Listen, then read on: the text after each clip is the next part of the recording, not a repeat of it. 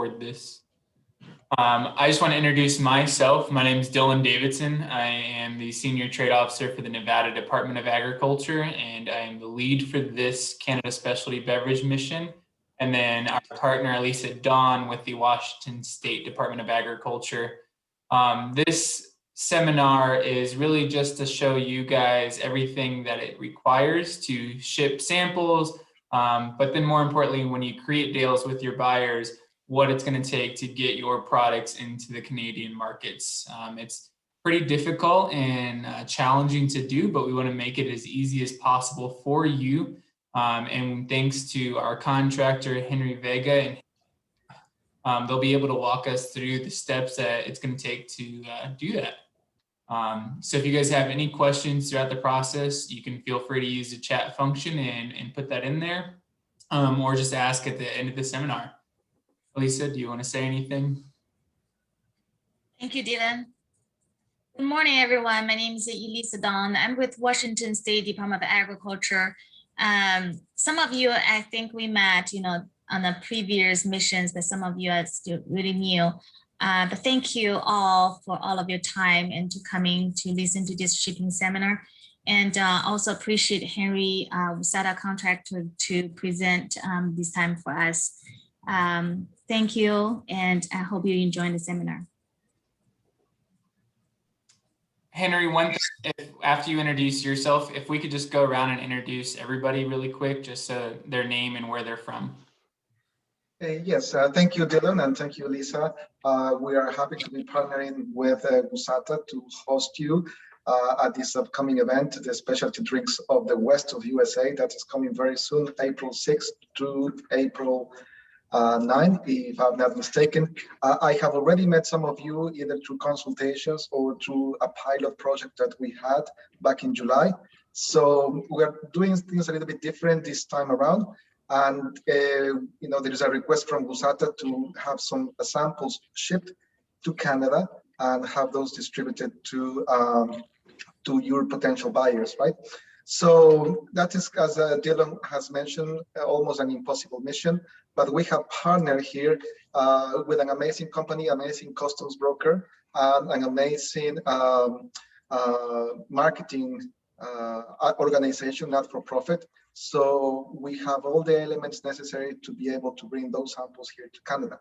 So let me introduce you first to John Pankev. He is a customs manager with Border Bee. And we also have a Koichi Sato. He is the customer service specialist with Border Bee, but he's also known as the nicest person in the world. So he's usually happy to answer any questions you might have about sending those samples. That is why, we cannot do this if we don't follow certain rules, and certain, guidelines.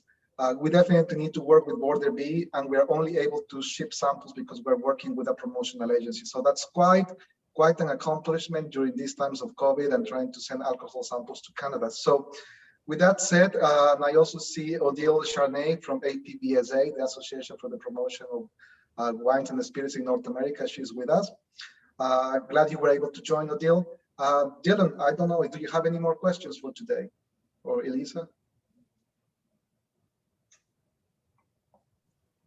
No, I think right now if we could just go around and have every company just introduce say your name and what company and what state, and then we'll get Henry and his team going. This is Kevin Van Reenen with Pair Up Perry Company in Washington. Howard Rossback, Erratic Oaks Vineyard, located in Issaquah, but the vineyard and the wines we produce are in the Willamette Valley of Oregon. Matt Hoskins, and I will speak for David Duffy as well, also on the call. And we represent Stem Ciders and Boulder Beer Company out of Colorado. I am Bob Gunter with Koloa Rum Company on the island of Kauai in the Hawaiian Islands. Stan Atheme, Robert Dawson, Kohana Distillers on Oahu, Hawaii. Ernie Troth from James Bay Distillers at Painfield in Everett, Washington. Ernie. I'm Mari Jones. I'm with Emeritus Vineyards in Sonoma County, I'm Pablo Gamboa with IBG Wines out of Oregon. I'm Trent Meyer with Trailbreaker Cider in Spokane, Washington.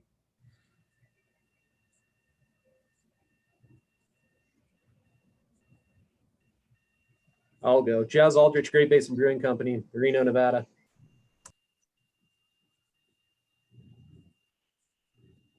All right. We are missing a few companies, but they were unable to join, but we are recording it, so they'll be able to watch the seminar afterwards. But Henry, it's all yours. Well, thank you again. I think, John, if you are ready, can we make John a co-host?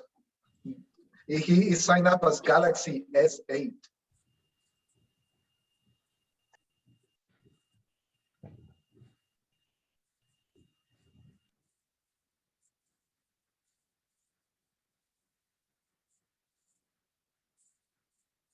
Oh, I think he's muted.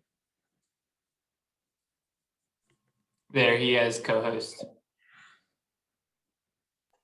John Pankiv, I think the floor is yours.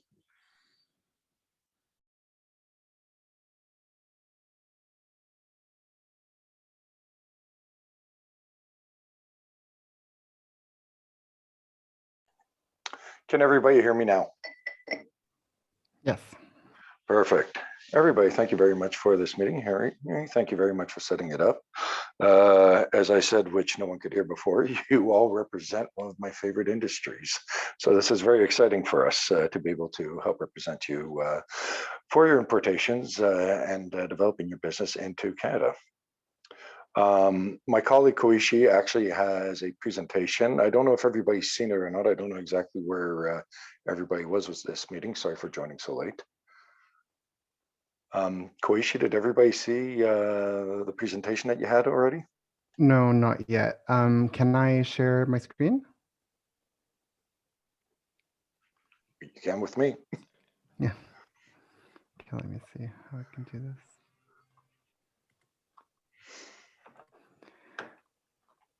Yeah, well, just while we're setting this up, thank you so much for having us. We're very much looking forward to helping you all with your importation. We just wanted to briefly help you all understand what all the documents are needed for alcohol imports into Canada. Also to just give you tips and tricks that will make it so there's no delays or any bad surprises. So I'm just going to show. Can you guys see the screen? Yep. Sorry, yes? Yes, you're good. You bet. Okay, Yes. great. Perfect. Perfect. Whoops. Why is that one? Sorry.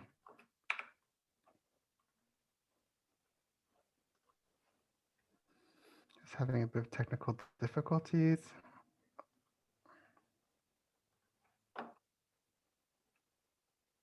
It's back up. Okay, great. Perfect. So first of all, who can import alcohol? So for any alcohol shipments coming into Canada, a Canadian entity is needed. So you can sell directly to the individual, to businesses who are going to be using internally, such as for work parties or even for gifts. Or you can also sell to Canadian entities who are purchasing samples. So any other type of alcohol shipment has to go through directly to the provincial liquor board. So I don't know if you are all aware, but the way that the alcohol is regulated in Canada is that each province and territory has its own liquor board. So there are a few documents that are needed to proceed with the import of alcohol. If some of you are familiar with shipping, you probably know a lot of these documents already, but there are some particularities for alcohol that we wanted to mention. So the main documents are the customs commercial invoice, and this has to be from the vendor or producer, so that would be you all. The bill of lading, the manifest, the packing list, the liquor board permit. This is something that we'll be acquiring for you. And if you're selling directly to an individual in British Columbia, they will require a proof of payment. So for the commercial invoice, basically the main information that's needed is the vendor's contact information, the purchaser contact information. And if the person receiving the goods is different from the purchaser, then their information also has to be included. The currency, a detailed description of the item, the quantity, the unit price, and the invoice total. So this is a pretty standard document for all imports, but particularly for alcohol imports, there are more information that is needed. So the name of the alcohol, the production date, the manufacturer, the type of alcohol, the alcohol content, the country of origin, quantity and format of each bottle, as well as the price per bottle. So the bill of lading, I just want to give you some tips in terms of how to recognize it. Usually they're pretty self-evident. There'll be bill of lading on the top, but in case it isn't there, you can tell it's a bill of lading by the information that's on it. So the type of shipment, the shipper and consignee's information, the shipment weight, the type of package, and the number of package. So the other document is the manifest. So the manifest is the document that will tell you exactly where the shipment entered a country, where it left a country, who's a consignee, who's the shipper. Usually it'll have a barcode with the cargo control number. It's really important to know that basically we cannot clear alcohol shipment at PARs. So pre-arrival releases are not possible for alcohol shipments. Koichi, if I just Yes. may, that manifest that we just saw, Yes. those will be issued by the transporter as he comes into Canada. Okay, but we absolutely need to have it. We can't clear a shipment without it. It is a customs manifest, basically. Yes. So a lot of these documents that we mentioned, like the bill of lading, the packing list, and the manifest, is usually forwarded to us directly from the carrier, the transporter. So these are not, as long as you let them know that we are to clear the shipment, they will make sure that we have these documents. So the main concern for you all would be to provide a very complete commercial invoice. So the other document is a packing list, pretty self-explanatory, just a document that has a description of everything that's included within the shipment. So one thing to consider when you're selecting a transportation company is to make sure that they're able to go into bonded warehouses. As I mentioned before, we cannot clear things as pre-arrival releases. So they will have to go in bond, and then the warehouse will have to issue the manifest that we saw previously. So it's important to ask the transporter, how much is it going to cost to go inbound? Can it go inbound? So we do regularly suggest that you go with bigger companies just because they can be a little bit more lenient when it comes to when they start charging storage fees and their ability to have access to these bonded warehouses. So other transportation notes, it's really important to realize that customs clearance fees are not the same as transportation fees. So a lot of the times we have clients that come to me like, oh, well, I already paid the transportation company. These are for the movements via freight. It is not for the clearance itself. And as I mentioned before, just make sure that the transportation company has our contact information. We'll give you the information that you should either include on the commercial invoice or any other document. So it's good to have a realistic time frame. As we mentioned, these alcohol shipments have to go inbound before we can actually clear it. And the application process for the permit, although we process it quickly, the government agency can take a little bit of time to issue the permits. So other considerations, in the commercial invoices, you really have to put an objective real value. Customs does not recognize gifts or sample costs. So even you can't really put $1 for a bottle. You really have to do what's the objective value of the product itself. There's also important to know that it's 45 liters limit per alcohol shipments, although you can do multiple shipments of 45 liters. But there'll be a custom clearance cost associated with each of those shipments. It's also really important to not mix packages, because if you mix packages, then that will cause a whole other series of problems. Because what will happen is that we'll probably have to contact the transportation company to de-stuff the shipment, and that is just a huge headache, and it's a lot of problem. And the only other thing that I wanted to note is that we will require payments prior to the release of the shipment. So yeah, it's a pretty straightforward slides. I can send you guys a copy of it, no problem. Yeah, and then if you have any questions, that's why John's here. He's the expert. So if you have any specific questions relating to regulations, please feel free to ask him. If you have any other questions in terms of how to deal with Border B, I'm more than happy to help. So it looked like Henry said that it could be the cost of production as a real value. That is significantly different than a wholesale or I guess anything laid in kind of value. Do you have a little bit more clarity on what valuation you're talking about there?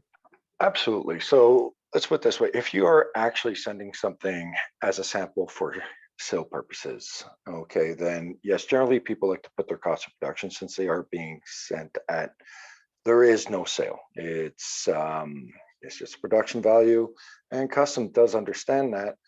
Unfortunately, when it comes to alcohol, it is a little bit different. Okay, the idea is everything that comes in has a retail value or an estimate retail value as per. If you start putting your cost of production, which could be for a bottle of whiskey as low as $1 or $2, okay, they won't accept that. Now, does it have to absolutely be your retail? No, but it could be your wholesale. Something realistic. If not, I guarantee you customs will reject the shipment. They will hold it. They will mark it for examination, maybe seize your goods or totally reject it, and they'll issue penalties to the importing company for a false declaration. If anything is falsely declared and customs catches it or thinks it, they don't issue the shipper. They don't penalty to the shipper or to the export. They issue everything to the importer. That's the way Canada works. So okay. If you do not have an established value, technically everything has an established value, realistically. Okay, so wholesale would be the bottom. Got it. Wholesale would be the bottom, absolutely.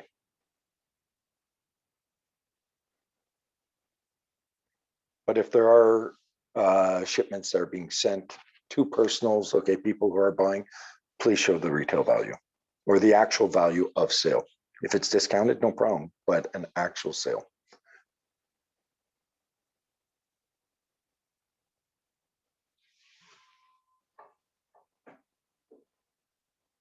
Any other questions?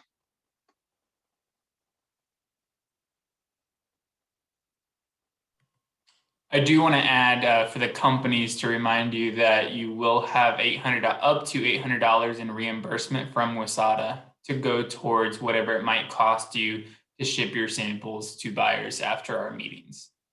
So you'll pay that whatever it costs up front, and then you'll submit those invoices to us at WUSATA, and we'll reimburse you up to the $800 per company. Is that specific to this mission, or is that using our STEP grant? Or one-shot step grant? That is specific to this mission. And one of the things we will be doing here based in Canada is to coordinate with you how we are going to submit those receipts and whatever it costs, because there will be fees associated with getting this service from our company. There will be fees associated with shipping domestically. There will be fees associated that you pay for your transport costs. So we're talking about an expensive undertaking, and then you get a maximum of $800. But let's get to that point a little bit later, and then you can always decide.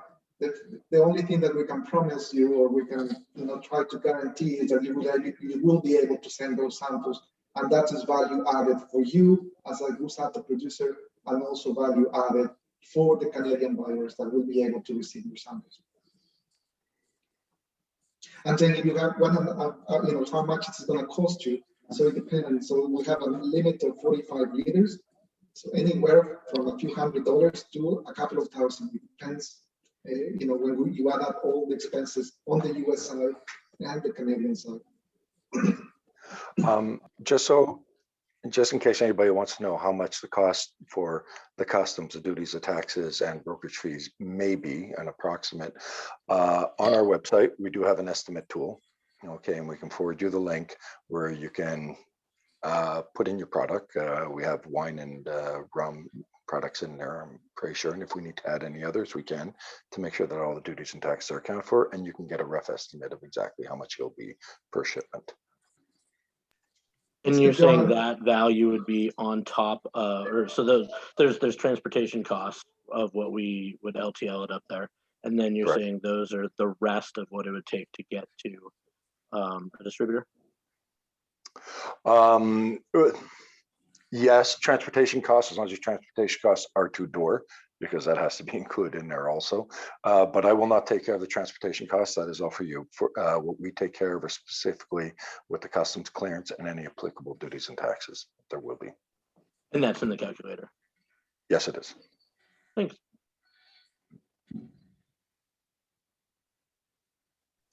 Yes, the website is morethanbeer.com, if I'm not mistaken. And for example, if you are selling beer, or I think beer is included there, but cider is not, just use wine as a reference. It will give you an idea. And then there is also the fact that, as a US producer, you will not be paying tariffs. Actually, Henry, I'm going to argue with you on that. Okay, if you have cider or anything, and it's not in our system, there is a link, okay, where you can request that we update the system. We always ask that you attach a copy of a website where we can have some product information, and there's a place where you can put product information, and we'll make sure we enter it. We generally get to it fairly quickly, unless it's at the end of the day, then it'll be in the following morning. But I'd rather we be precise, because when it comes to alcohol, the taxes can change, everything can change quite quickly, okay, which does make a big difference in your estimates. That is wonderful, and that takes us, that is the reason why we're working with Border Bee. And the second thing is that we need the correct tariff classification, especially for products that perhaps are, don't have a history of coming to Canada. So that's also something that you could engage privately with Border Bee, and they can assist you with that, about properly and correctly classifying your product under Canadian Customs Code. And Ernest had a question about shipping. So with this mission, it's a little different because we're doing it virtually. So if we were to do an in-person mission, say an outbound to Canada, you would take your products samples with you. And an inbound, you wouldn't have to do anything with samples. Because it is virtual and we're potentially meeting with a lot of buyers, it's hard to predict which buyers will be seriously interested in your samples. And we don't want each company to have to ship samples of everything ahead of time when we're not sure who may or may not be interested. So to answer your question, Ernest, it'll probably be separately to each buyer that is interested in your specific product. So the expectation isn't to have them with samples in hand by the date of the meeting, as in a lot of the other virtual ones like Taiwan. This is a little different than that. Correct. So that's what we were originally wanting to do, is have the buyers have the samples in hand for our meetings. But because of the specialty beverage, it makes it a little more difficult into Canada. So most missions, that would be the case. Unfortunately, that's not going to be the case for this mission, just because we aren't sure. We don't have the set buyers yet. Henry and his staff are working on that. But then also because it is expensive, we don't want you to have to ship samples to every single buyer, and when they may not be interested, and then your product is disposed of. So we want to try and save you guys the most money as possible. Thanks. There was a question if there is going to be consolidation for this mission. No, the service we are offering is that every producer on the US side will be able to send a certain amount of product to Canada, and then we will take care here in Canada of distributing to the individual agents. There are no secrets, there are no hidden buyers. Everything is very transparent. The buyer will make contact with you directly. You'll have the address from the buyer, and then you tell us, okay, we are ready to send samples. This is going well, and then we go through border B to get those samples across the border, across the U.S.-Canada border, and then here working with APPSA, we will distribute those samples domestically within Canada. So sending samples to the private residential area compared with sending to the businesses, does it save the cost, on taxes, tariff, compared with generating that commercial invoice? Absolutely not. Sending to personal, every personal shipment still needs to come in, still needs to be declared, and still requires provincial permits to be brought in. Alcohol is a very controlled substance. Thank you. Sorry. Wish I had better news for you on that. No problem. Thank you. Well, if we don't have any more questions, I think we will learn along the way. And, I'm very happy that we were able to partner with Border V for this endeavor. And as I mentioned before, John is extremely knowledgeable. He will tell you what can be done and what cannot be done. At the same time, Koichi will be an excellent contact to have. He's an excellent, he's known as the nicest person in the world, and you will notice that. So we will get those samples, and we have experience. We have already distributed. APPSA has 2 decades of experience doing this in Canada, so it can be done, and we are here to help you.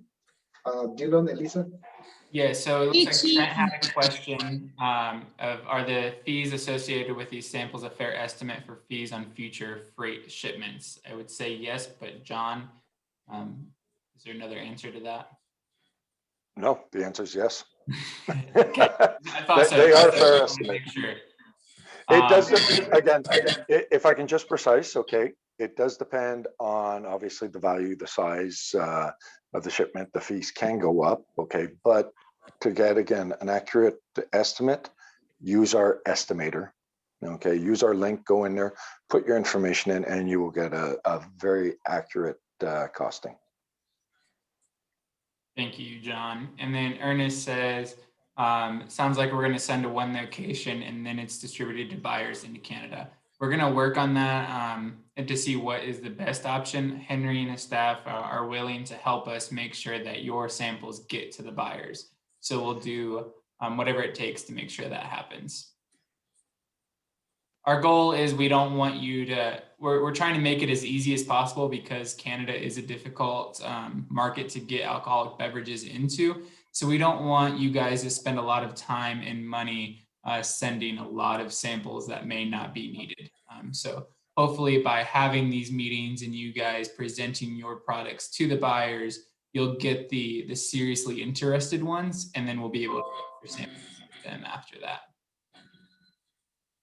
Perhaps I can clarify why it doesn't make much sense to send samples to everyone, right? So the only provinces where the market is somehow liberalized in Canada is British Columbia and Alberta. In all other places, you have the provincial liquor boards that are the ultimate buyers. So for the moment when your product is presented to a commercial agent, which we will be doing in April, to the time when actually your product is presented to a provincial liquor board, many things will happen, and then we're not hoping for that, but it might be that your product doesn't make it to the final round that is presented to the liquor board. And some of you have already had that experience. So it is challenging, and that is why it might be a waste of resources to just have you ship samples to Canada when we do not know if your product will actually make the cut through all the filters that the provincial liquor boards have here in Canada. Mm-hmm. Thank you, Henry. And then John, Mary had a question. If we're sending samples to agents, wouldn't they be able to do the sample clearance? No. No, they would need to, they would require a permit also, okay, apply to the provincial liquor boards, especially, and there's only two that can actually do it, okay, where we can do it for, and that is Quebec and BC. If there's any agents and you want to ship directly to them, you're going to have to go through UPS, and I will tell you, alcohol shipments get lost. Okay, they take a while. They go through it, and yes, the person does have to get involved, and it's no guarantee that the goods will be cleared at all. It is a nightmare of a process. To import alcohol is not encouraged in this country. Okay, this is a business that is very highly protected. The people who, and very highly taxed, which is why the provinces want that control over everything. So the legal procedures are very precise. And then we don't want to discourage you from trying the Canadian market. And one question is why? Why do I want to go through all of this, right? Because we love our alcohol. That's why. Yes, and then from a market perspective, once you are listed with the Ontario Liquor Board or the Canada or the Quebec SRQ, then you have access to hundreds of the stores. Yes. So it's like a lottery ticket. Worth trying, it's up to you to decide. Mm-hmm. Once you're approved by one liquor board, you're approved for that whole province. So that makes a big difference. Question, if you go down the line of looking for an in-country bottler and actually send wholesale liquor and have it packaged in Canada, is there any advantage? Obviously there's the advantage of having it packaged there and maybe lowering some of the costs, but is there any advantage from the importation standpoint?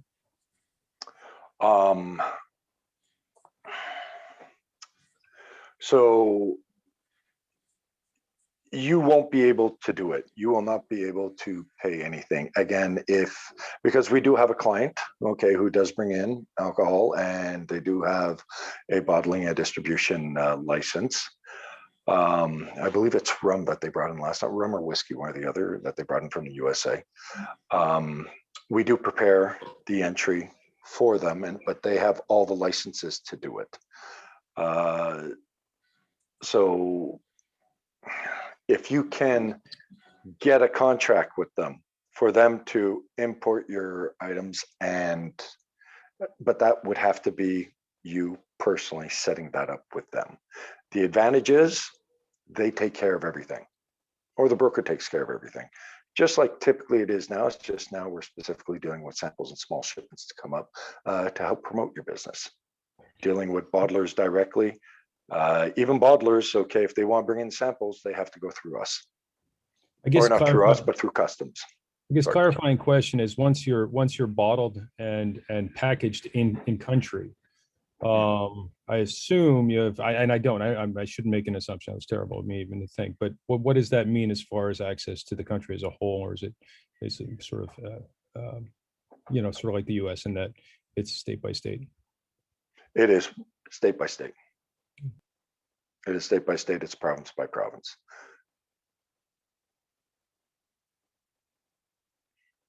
But then again, you still have access to that whole province. But you do have to find your client in Canada who is ready to bottle and sell your goods. The only way to do that through this sampling. And then there is competition also between provincial liquor boards. So if your product is doing well in Ontario, the Quebec Liquor Board will look at that and actually approach you, right? So that is how the market works. Same thing as, your product is doing well in the US, then you have an agent from Canada that is, keeping track on those things, and then you get a phone call. So yes, you have to go through different processes for different provinces, but yes, you can move from province to province organically.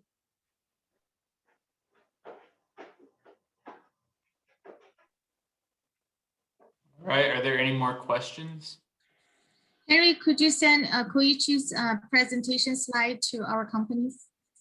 So I just requested it, and he's going to send it to me, and then I'll make sure that it gets out to all of our companies. when I Great. start recording.